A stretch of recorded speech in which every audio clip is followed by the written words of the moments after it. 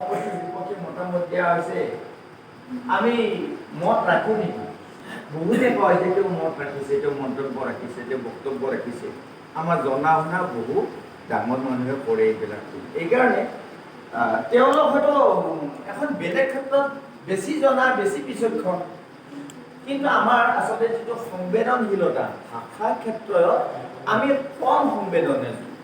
সংবেদনশীল বুলি ভাবোঁ আমি নিজকে কৈছোঁ যে আমি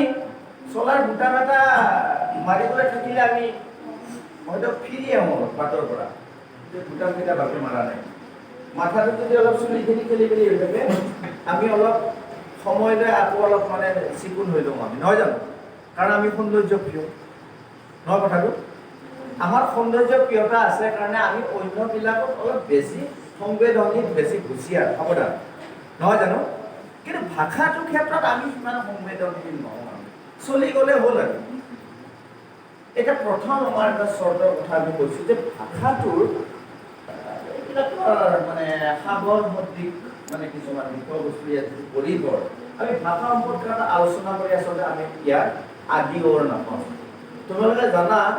একক তিনিৰে হৰণ কৰি গৈ থাকিলে কি অৱস্থা হয় জানা নহয় দশমিক দি থকা এইফালে দশমিক তিনি তিনি লিখি তাৰমানে ৰাতিপুৱাই যায় গতিকে আমাৰ অসমীয়া ভাষা সাহিত্য সম্পৰ্কত আলোচনা কৰিবলগীয়া বহু কথা আছে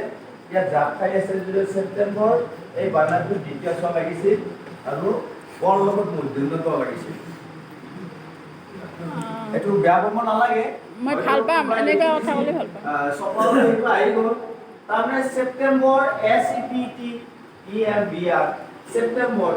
ইংৰাজী আখৰত য'ত এছটো আছে তাত আমি দ্বিতীয় স্বৰটো আমি ব্যৱহাৰ নকৰোঁ সাধাৰণতে ক'ৰবাত বিদেশী হেৰি কথাত কিবা বেলেগ শব্দৰ ক্ষেত্ৰত আহিব পাৰে এইবিলাক আৰু বেলেগ কথা কিন্তু সাধাৰণতে আমাৰ এই যিটো আমাৰ ছেপ্টেম্বৰ এইটো দ্বিতীয় স্বৰ আৰু কৰ লগত ক যোগ হ'লে এইটো মানে মূৰ্ধন্য আমাৰ বিয়া চিঠি বা অন্য নিমন্ত্ৰণী হেৰিবিলাক বা ৰাজহুৱা চিঠি পত্ৰ এইবিলাকৰ ক্ষেত্ৰত আমাৰ এই ছেপ্টেম্বৰ বানানটো বহুত